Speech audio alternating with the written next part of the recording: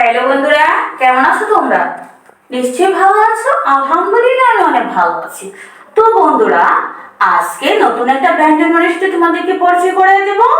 দেখো বন্ধুরা, যদি তুমি লিখতে না জানো সঠিকভাবে সুন্দরভাবে, তাহলে তোমার কাছে অনেক কঠিন মনে হবে। কিন্তু আমি তোমাদেরকে আজকে অনেক সহজ নিয়মে তোমাদেরকে আমি লিখে দেখাবো। তো চলো বন্ধুরা, আর দেরি না করে তোমরা খাতা কলম নিয়ে লেখা লিখতে শুরু করে দাও। দেখো আমি এখানে লিখেছি, এসো ব্যঞ্জন বর্ণ শিখি। আজকে আমরা শিখবো ব। যারা ক লিখতে পারো তারা ব অনায়াসে লিখতে পারবে বন্ধুরা। আমার আগের ক্লাস যারা দেখেছো ক লেখা, তারা ব লিখতে পারবে। তাহলে বন্ধুরা দেখো, প্রথমে মাত্রা দিয়ে নিব, তারপর এখানে এভাবে, তারপর হর মতো একটা কনসেপ্ট, তারপর হয়ে গেল ব।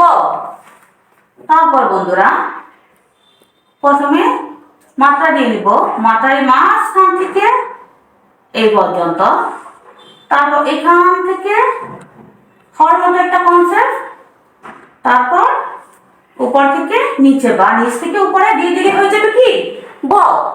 তাহলে বন্ধুরা দেখো আমি আবার লিখছি।